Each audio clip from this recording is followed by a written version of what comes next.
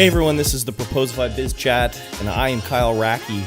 This episode is brought to you by Proposify, which is software that simplifies and streamlines your sales process, shortens that sales cycle, and helps you close deals faster.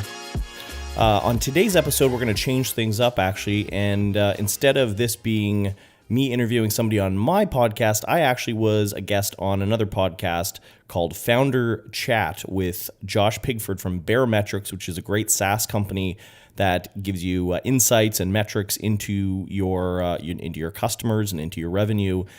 Josh had me on his show to kind of talk about my startup journey as a founder of Proposify, but also going even back before that when I was an agency owner, and even before that, just when I was pretty fresh out of school, and sort of how I started my journey to where I'm at now. So give it a listen. Hey, Kyle. Thanks for joining us today. Happy to be on the show, Josh. Thanks for having me. So the way that I usually kind of kick these things off is with the backstory. So your backstory. So specifically about your upbringing. And I think in this case, it's really interesting because it's atypical, at least in my head, for most of the tech world. So I'd love to hear kind of like your childhood and kind of like what that was like for you. Yeah, for sure. It's funny when you mention that. It's atypical. I was thinking about that today. I was reading a story about a startup that's into their Series B funding, and 3 college students, tech students, who got together, made a company, moved to San Francisco, raised money from notable investors. Like, that's almost kind of what you normally think of, I guess, now when you think about SaaS companies and startups. But there's a whole other side of companies where they started in small towns from, just people from different walks of life. And I'd say we probably fit into that category. I live in Halifax, Nova Scotia, which, if people are wondering where that is, that's in far eastern Canada. Not normally known as a startup mecca or a startup, a tech hub or anything like that. We definitely have a scene that's growing, but yeah, again, not normally what people think of when they think of startups. So actually, I started off as a graphic designer back in the early 2000s. That's kind of how I got my start in print and then learned web. Eventually, I was working at an agency and decided I wanted to quit and become a freelancer when I was 24 years old. So I did that, and a guy that I met at one of the agencies was a guy 20 years older than me, Kevin, who was kind of like a bit of a father figure to me, a little bit of a mentor in terms of business and sales was really his background, where I was very green.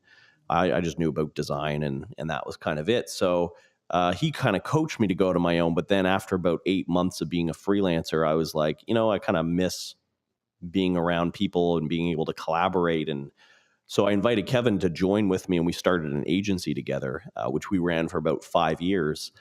Doing a lot of web design and kind of marketing stuff. And so that's kind of how we got our chops. We were building SaaS products for other people. But then I remembered about this idea that I had back in my freelance days of proposal software, because I was at agencies where we wrote proposals. And I just, as a sort of a side project, fun little idea, I decided to wireframe up this idea for online proposal software, which at the time wasn't really a thing. And fast forward 5 years later, or actually 10 years later, really, here we are, Proposify. It's a proposal software. We've been doing it for about 4 years full time, and have grown to just about over 4 million in annual recurring revenue. We have about 30 staffers, and so it's kind of crazy to see the transition to where we were and where we are now. Yeah. So I mean, you've obviously, you mentioned 4 years, 4 million ARR, got a few dozen people on the team. So if we go back even further, like you as a kid, like, do you feel like being an entrepreneur was ever something that was on your radar? I mean, we're talking like you, like adolescent. Yeah, I wasn't like the kid that was the born salesman or doing the lemonade stand or anything like that. I was fairly introverted, I think. Kind of an artsy kid into like playing music, like playing guitar and drawing. I was like the kid in class that could draw everybody, like do caricatures. I think I got in trouble a few times for drawing some teachers in awkward situations.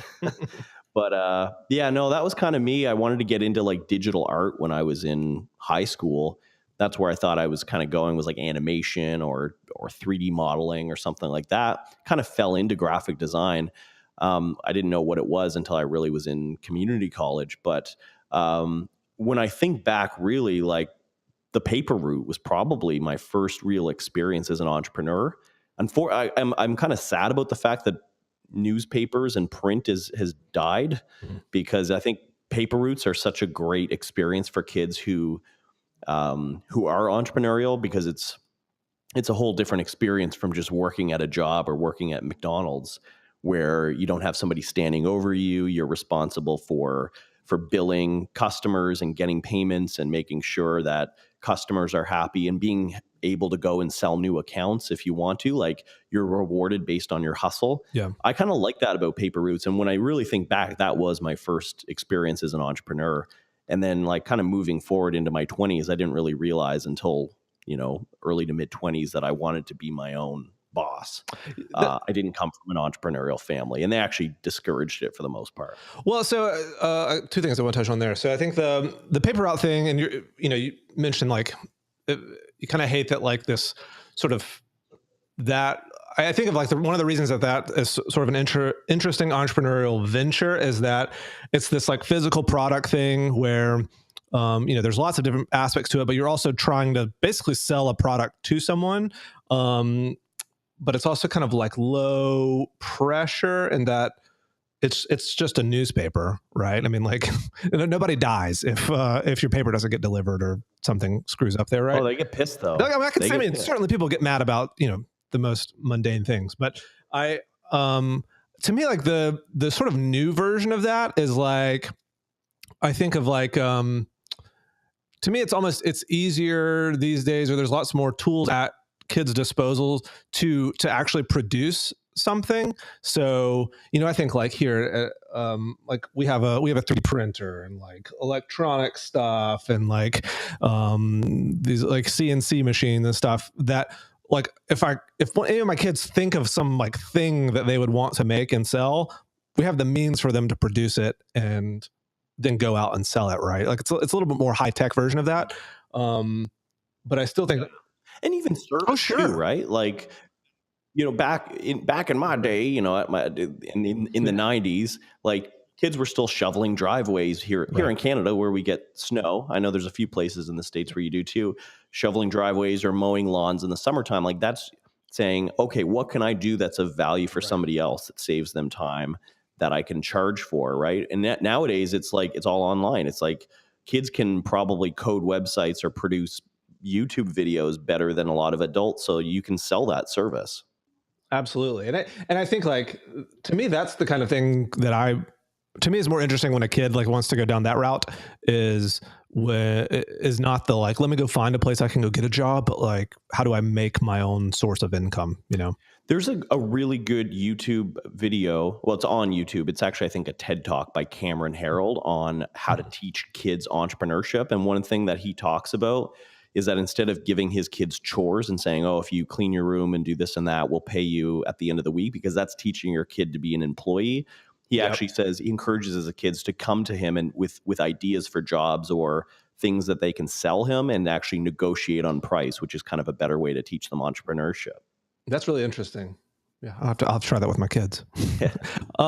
So the second thing that you mentioned there was that entrepreneurship wasn't really encouraged, or maybe even was sort of discouraged growing up. So I mean, why was that the case? My parents were pretty blue collar. My dad was like a maintenance worker at a nursing home. He like fixed the things that were broken, basically, and my mother was a nurse. And they just came from very humble backgrounds. Their parents were Cape Bretoners, which, for those who don't know, Cape Breton is kind of a very rural island in Nova Scotia. And it was just sort of the way they were brought up, that like, you learn a trade, you get a job, somebody pays you. Owning a business, super risky, most likely to fail. Only crazy people do that. There's just no job security. So that was sort of the environment that I just grew up in. And like, even just taking graphic design, my parents were a little skeptical of, like, oh, you should really learn drafting or architecture or something that you can really get a job with, not this painting and drawing and, all that kind of stuff. So it was just sort of, my parents were very skeptical even when I became a freelancer going out on my own. Once they saw the results that I could actually, support my family and pay my rent and all that kind of stuff, they were a little bit more open to the idea. But yeah, initially it's just business equals scary. So I mean, for you, how did you kind of push through the, doing your own thing and kind of ignoring, because I think there's different personalities, like where people want to, like, having the approval of the people around them, not even necessarily the approval, but they look to people around them as sort of a validator of, like, if this is the right thing to do or not. Input from family is a really big deal to them. It is a lot of probably good entrepreneurs are being held back, I think, by their families and their mothers or their fathers or siblings saying, don't do this. This is a bad idea. Or they're being held back by their friends who just, don't have the ambition and they're afraid of it. I think people need to listen to themselves and kind of be in tune and self-aware of what they're good at and kind of tune out those voices. But I think for me, I was seeing people around me because I was working in agencies as a designer. So I was seeing other designers leaving to go freelance and they were doing fine. They could get clients. That was sort of the initial gateway drug for entrepreneurship for me. And I think it can be for a lot of people when they realize that if you're good at something, if you can design or code or write or do something, again, goes back to the mowing lawns and shoveling driveways. If you can do something well that other people value and will pay for, it's actually a very low risk business. You don't have to buy a ton of products or inventory. You don't have to rent a space.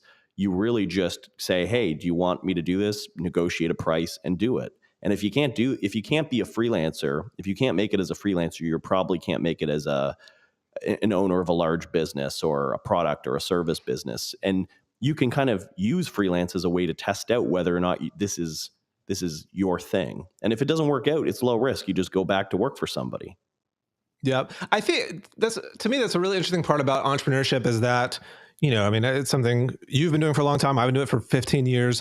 And I mean, if you include me as like a kid, like I was like that entrepreneurial kid. And to me, entrepreneurs are rarely all actually risk takers. Like in fact, it's almost, in my head, entrepreneurship is really low risk because at the end of the day, like there's no chance that me or my family are going to end up on the street homeless, because if Baremetrics doesn't work out and like just goes away, I have a skill set that I can use elsewhere, right? Like I can figure out how to make money. That's, to me, is like an entrepreneur is like somebody who can figure out how to make money in any given situation, really. And to me, like there's exponentially more job security in that than someone, who's got this job that they've had for 10, 20, 30 years. And they're just hoping that company that they're employed at, doesn't go away, because then they're out of a job. Right. And then they're like in a really bad spot. Totally. And I think, like, to me, the thing like our parents and things like that, there's a big shift that's happening right now where our parents are, my dad had basically worked at the same place for almost 30 years. And that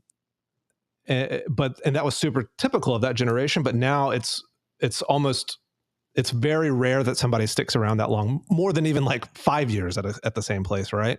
And to me, it's a healthier way to work. Like the idea of like dedicating yourself to this one specific thing for decades when there's so many other things that you could go and do. And that's a personality thing, but it is. It's like investment, right? You don't put all your eggs in one basket. You diversify, and that way, if something falls through, you've got something else somewhere else. So it's a way of managing and mitigating your risk in the investment side. And I think it's the same from a career side. If you've got a number of skills, you're really good at one thing, but you can do a few other things. You can, bounce around between a startup and an agency and a whatever, like, yeah, you have so much more control as an entrepreneur.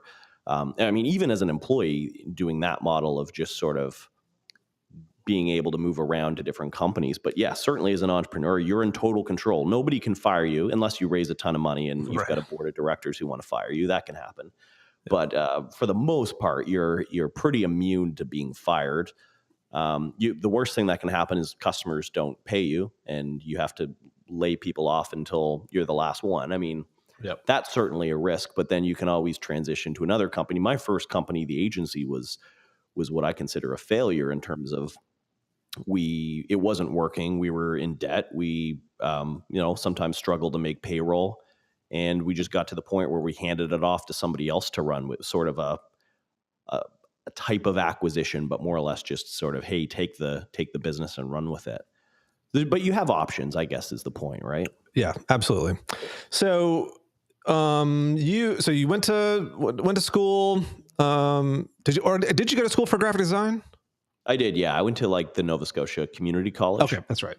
So you finish up there and then just freelance for a while, or that's when you started the agency? Yeah, I worked in companies for about 4 years. So I went to like a publishing company and then a couple of ad agencies, did like a digital agency. This was sort of early to mid 2000s when the web was still very young and Flash was really big. So I learned like how to code ActionScript on my vacation. I read like a big O'Reilly book on ActionScript. Yeah. I was really just trying to be, make myself valuable to people of like, what do people want? Like, what are they hiring for? Oh, it's really hard to find Flash developers. Okay, I'm going to learn Flash. Yep. So that was kind of what I did initially. And then it wasn't until, I was at an agency in, I think, 2007 that I started making the move to go freelance. So you were working at different agencies, went freelance, and then started your own agency? Yeah, like I called my freelance business Headspace, which not to be confused with the meditation app that wasn't around back then, but we called it Headspace, and that was sort of I invited Kevin to be my partner to start Headspace, and then we gradually started hiring people to, designers, developers, project managers, that kind of thing. And so we were I think at our biggest maybe 10 to 12 people, just a small little web design shop here in Halifax. Yeah. So what was the transition like? You mentioned the agency, you consider it a failure. So you kind of hand that off to someone else. I mean, how was that transition from agency to Proposify? It was difficult. We had read the 37 Signals book, Basecamp, what was it called? Not Rework, about, how Basecamp, they're really well known for being a web design agency that built Basecamp and then kind of transition into a SaaS company. I think everybody thinks that they can be Basecamp, but what they don't realize is that it's very difficult to have a service business and just elegantly transition into a SaaS company that's growing. Because you have to stop doing the thing that's bringing you money. Exactly. You might take one developer on your team and say, hey, on Fridays, code our SaaS product. And by then, Friday rolls around, they had their head in 10 other projects that week. They just start getting going with it. Now it's end of day. Okay, next week, code a little bit more. You just never get anything off the ground. And then what a lot of people don't realize, or what I had in mind, was that, we just launched this product and we start getting customers and then we get revenue. That's how it works. Well, we actually had about 17 months between when we launched our MVP to when we started actually getting traction.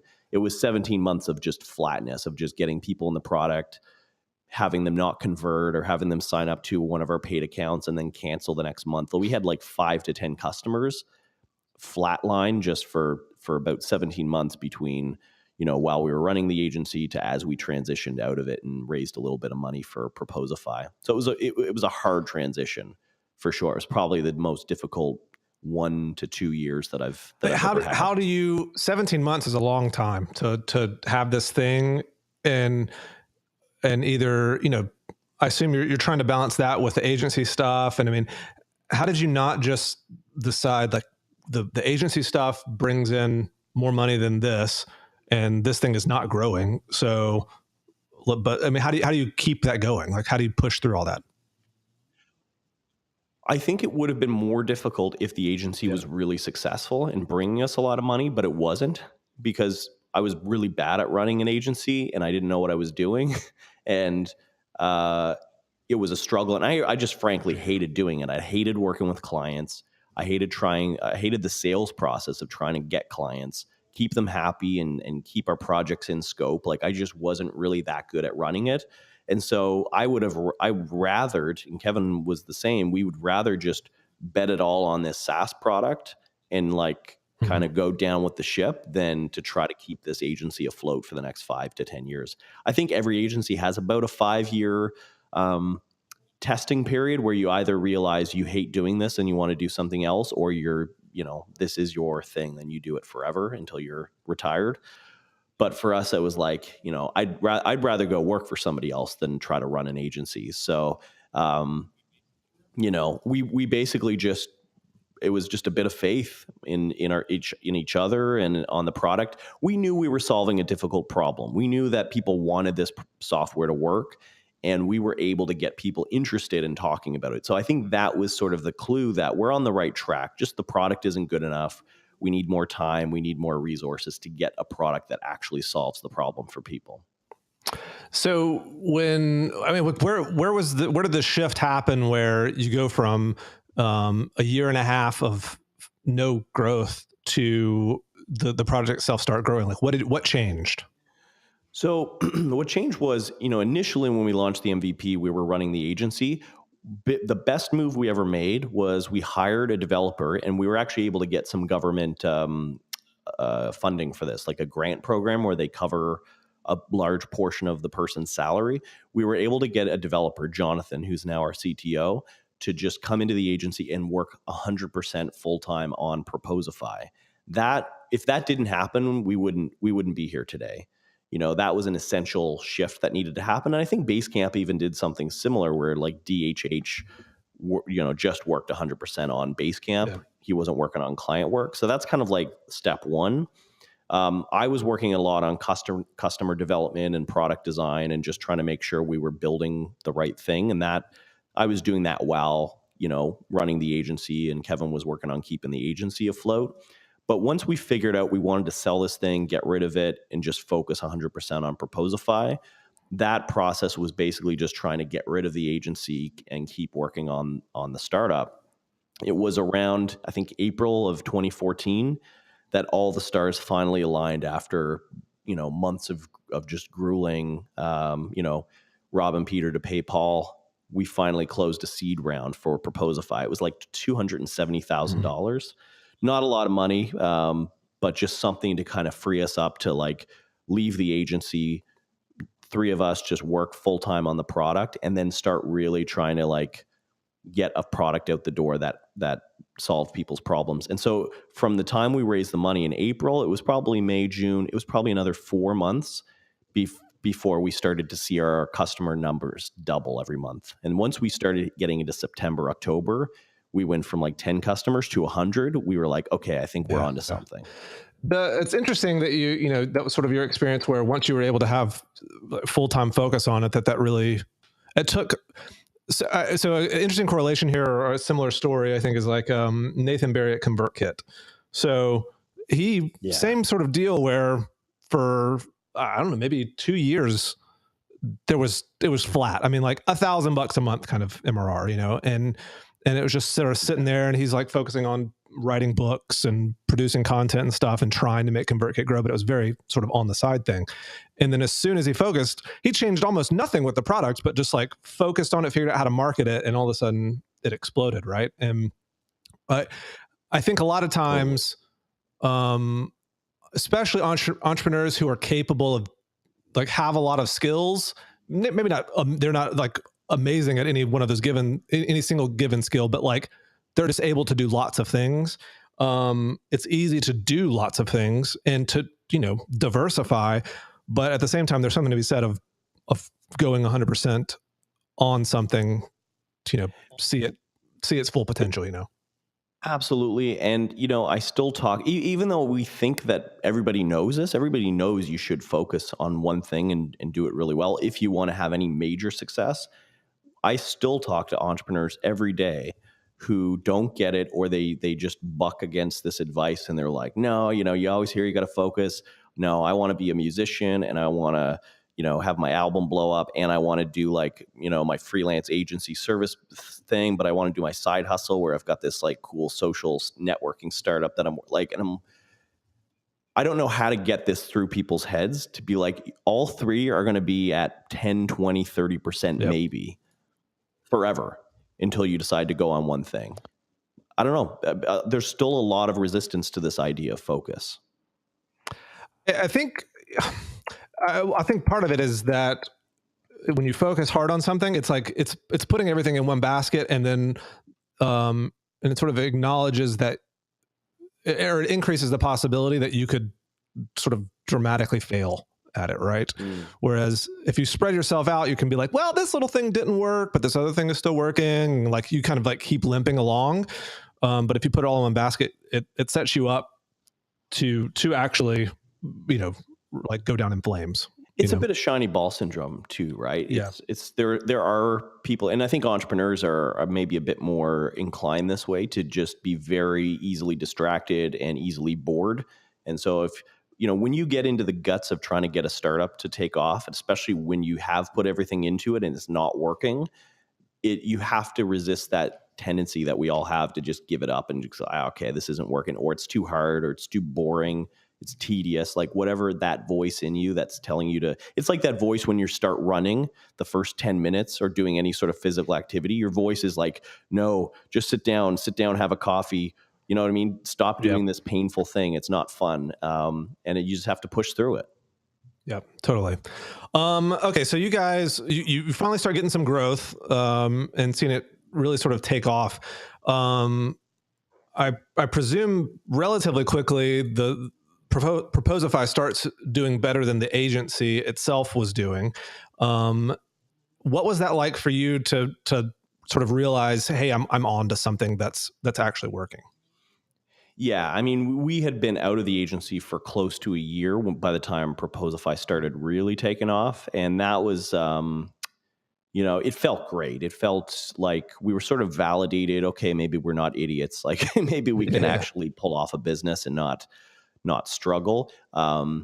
Still very early stage. I think in 2015 we had grown to, I can't remember, I don't have the numbers in front of me, but I think we were getting close to 100,000 MRR by the end of 2015, but it was still, we hadn't raised any money yet. We were still just bootstrapping and funding, hiring new people based off of profit and revenue.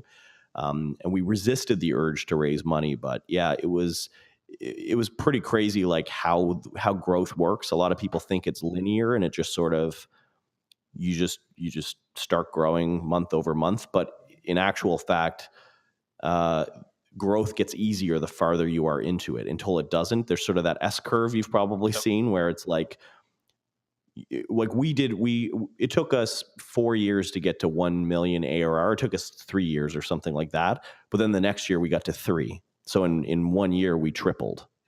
Right. It's just kind of weird the way that works. Yeah. What, I mean, so when you crossed, you saying that the agency was at maybe around 10, 12 people.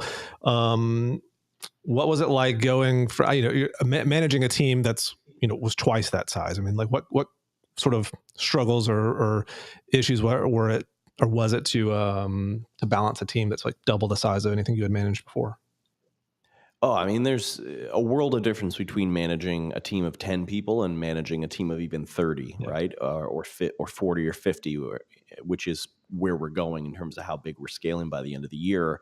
Learning a lot of new skills. There's a startup that's in sort of find product market fit, that sort of early stage, just hustle, get customers, is a totally different company than one that's growing at a certain percentage point every month and has a board of directors and has a management team in place. And the skills that got you that initial traction aren't what's going to help you scale up into a big company. So this has been probably the most fun and most challenging part for me in the last year, is sort of getting into that actual scale up CEO stage and learning those skills about how to manage properly. But I think one of the biggest things that's helped us is hiring a business coach who's basically challenged us and helped us point us in the right direction of how to gain those skills. and implementing. There's a book called Traction by Gino Wickman. That's been really helpful in terms of how to set goals, how to lead your management team, doing weekly syncs, big rock planning. Like there's just so much around management that you could learn from that book. Do you consider yourself more, or maybe enjoy more the management side of things, or do you really enjoy the product side more? I still am involved quite a bit on product, but not in terms of really the implementation, but working with our head of product to kind of plan out features. Because my background as a designer and a product person was, you don't want to lose that, or you don't want to just be completely out of the loop on it. So I'm still quite involved in terms of figuring out, like, talking to customers or reading customer tickets and looking at the long-term vision of what Proposify should be. So I still like kind of having a little bit of a hand in that, and maybe working with designers on some wireframing some ideas and working through the process a bit. But there's sort of that thing that keeps me creatively interested. And then there's, the more CEO type management stuff around planning board meetings and planning quarterly goals and all that stuff. I'm actually having fun with both of them now. Whereas a year ago I was stuck. I actually felt like I had hit a plateau, and I didn't know how to get to the next stage. I didn't even know what the next stage looked like. Right. What do you attribute the success of Proposify to? I think we understood the problem we were solving very, very deeply, because we had experienced it. I had experienced it all throughout my career. So did Kevin. And we knew exactly who we were talking to. We were talking to companies just like us, small web design agencies, digital marketing agencies, who all had the same problem. And I think especially early on, where we focused, we said we're helping, small agencies close more deals and write proposals and spend less time on proposals. Like, just nailing that value proposition and nailing that pain point has helped us get to where we're at now. I think if we tried to go too broad with it and try to just become like DocuSign, that we wouldn't be. So, I mean, it was sort of the same, like taking that same focus that it took early on to even make the thing grow, like going back to focusing on what you're really good at and putting all your eggs sort of in one basket.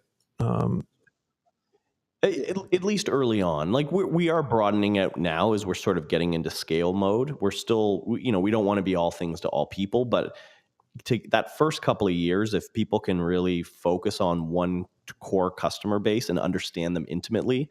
One of my favorite quotes is by Nicholas Kuzmich, a marketing guy, who says that great marketing isn't when you understand your audience. It's when your audience feels understood by you. And so when you're, the headlines you're writing, the ads you're writing, signal to that buyer, oh man, it feels like they made this just for me. They understand me so well. If you can get to that point, it becomes so easy to sell what you're making. Yep. What's the next year look like for you guys? I mean, it's hard to even think probably a few months out a lot of times, but 6 to 12 months, what's on the horizon for you guys? So we have just closed about 2 months ago on our first major round of investment. And we had resisted it for a long time, but we sort of found the right investor and the right deal that made sense for us. And so now we have some capital in the company to really experiment with. So it's an exciting time where we're, like I said, scaling up the team, trying to hit a really aggressive number of 10 million ARR by the end of the year. That's kind of where our head's at right now. I think sometimes people look too far in the future where it's hard to predict where things will go, but at least for this year, and I think for most SaaS companies, if you're not at 10 million ARR yet, then you don't need to expand, to another international market or create a new product. Like, you really just need to double down and focus on what got you here to get that first 10 million. And then you're sort of a little bit more, freed up, I guess. You're a little less vulnerable, and you can now kind of experiment with other ideas. Yeah. Yeah. Well, cool. Well, how can people get in touch? So people can email me, kyle@proposify.com. People can check out the site and our blog and podcast, where we talk a lot about sales and agency stuff, but we also talk a little bit about product and entrepreneurship as well. So people can check us out there. And we're all over the social media channels. So people can just look up Proposify or Kyle Racki. All right. Right on. Hey, thanks for hopping on a call, Kyle. Thanks for having me, Josh. Had a lot of fun.